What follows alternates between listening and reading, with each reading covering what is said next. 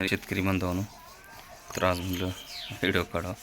तर Dhanaji Hazare farmer YouTube चॅनलवरती सर्व शेतकरी बांधवांचं आणि यूट्यूब फॅमिलीचं खूप खूप स्वागत आहे आणि सर्वांचं मनापासून आभार. तर सपोर्ट करत आहे, तर अजूनही सपोर्ट वाढवा. तर सब वाढत नाहीत. तर आता बघा, आज एक व्हिडिओ टाकतो आहे बरं का. व्हिडिओ टाकणार आहे म्हणजे शेडचं नियोजन कसं जाळी मारली आहे आणि कसं कसं नियोजन आज ते टाकणार आहे. एक 10 मिनटाचा व्हिडिओ. तर कसं नियोजन आहे काय तर तुम्ही बघू शकता.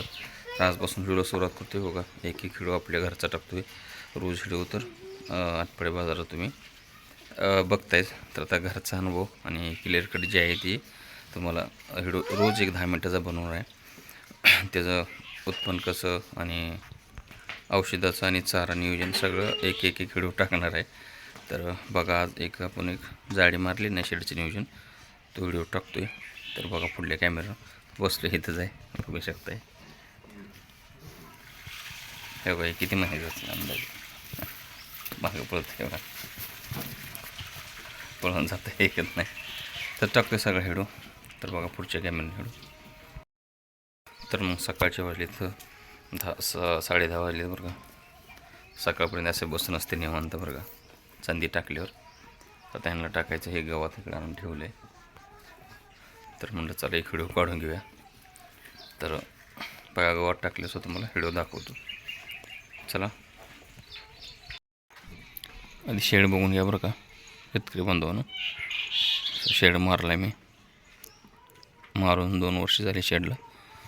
मेंढीसाठी मारला नाही, अगोदरच मारला होता. बघा, ते दरवाजा जो दिसतोय तुम्हाला तिथून ते इथंपर्यंत असं 30 फूट आहे आणि तिकडून त्या खिडकीपर्यंत या खिडकीपर्यंत असं हे 32 फूट. मी 30 बाय 32चा शेड आहे बरं का. पहिला मारलेला आहे. शेडला जवळजवळ 1 लाख रुपये घेते त्या टायमाला 3 वर्षापाठीमागे. हे एवढा खर्च आला. आणि गेल्या आठवड्यात ही जाळी मारली, तुम्ही बघितले, ओपन होता अगोदर. तेव्हा ही जाळी तिथून ते इथपर्यंत ही जाळी आपण मारली. म्हणजे मला वाटतं 70 बाय 30 जाळी आहे बरं का. 70 बाय 30 जाळी आहे ही. ह्या टोकापर्यंत त्या टोकापर्यंत 30 फूट आहे. 70 आणि हे आडवं ती 30 फूट आहे. तर बघा जाळी मारलेली. खर्च किती झाला सांगतो तुम्हाला. तर बघून घ्या. कारण काही सकाळ 10:30 वाजले. मेंढ्याला अजून गवत टाकायचं. ते गवत आणले, टाकल्यानंतर व्हिडिओ काढतो बरं का. आता सध्या आपले नगळे इथं 20 नग आहेत. 20 मेंढ्या द्या. तर ह्याच्यावर व्हिडिओ इथून पुढे स्पेशल बनवून आहे बरं का. अगोदर आज शेडचा आणि नियोजन कसं आहे ते दाखवणार आहे. कारण का हे जे तुम्हाला दरवाजा दिसतो ना, इथून पलीकडल्या साईडला तिथं जवळजवळ ते 25 बाय 30 ती पलीकडलं गाडी आहे. तिथं काय करायचं, इथं दिवसभर असतात. कारण का पाऊस वारं किंवा ऊन लागून ते शेडमध्ये असतात ही असे. आणि रात्रभर ते तिथं दरवाजा केला आहे. तिथून पलीकडं रात्रभर असतात. पलीकडे टाकायची आणि लहान कुकुरी असते ती ह्यात असतात रात्रभर. पलीकडे टाकली त्यांना कसं फ्रेश पण वाटतं ना, हे जागा बदल्यावर. ती पलीकडं तिथं ती केले आणि रात्रभर इथं असतात. तर अशी जाळी मारली बरं का. तर जाळीचा खर्च बघून घ्या बरं का. कारण का जाळी म्हणजे असं जास्त नाही खर्च येत बरं का. तर या पूर्ण जाळीला माझं किती गेलेत माहिती आहे का, एक 50 ते 60 हजार रुपये गेलेत मजुरी सगळं बरं का. त्यात दरवाजा केला आहे. इथे एक दरवाजा केला आहे आणि इथे 1-2 दरवाजे आणि मेन दरवाजा इथं पण केला आहे. असं दरवाजे केलेत. तिथं कटर ठेवला आहे असा आणि एवढा गॅप ठेवला आहे मध्ये. आणि असं बाहेरनंच आम्ही तर हे दरवाजे दाखवतो तुम्हाला. 3 दरवाजे केलेला आहे बरं समजेल. तर असं आहे बघा नियोजन. हे दावून आहे बरं का. ही एक दावून जास्त खर्च नाही. एक दावून ही 2000 रुपयाला भेटते.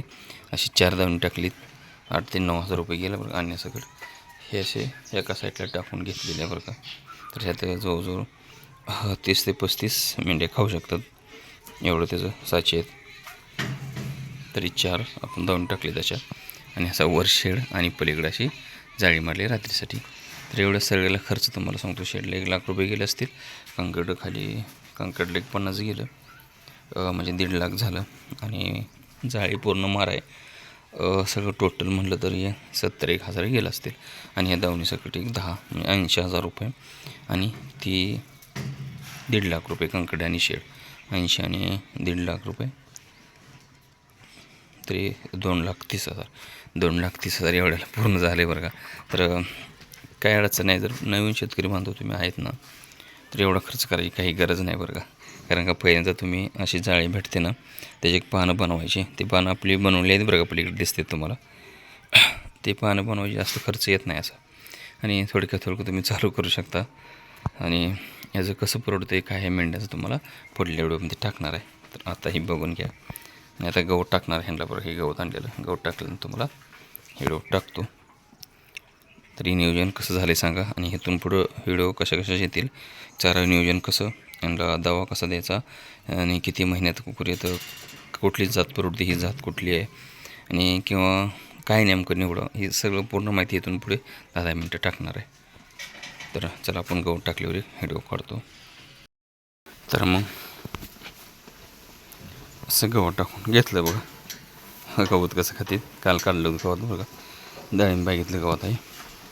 तर हे असं नियोजन केलं आहे हो का.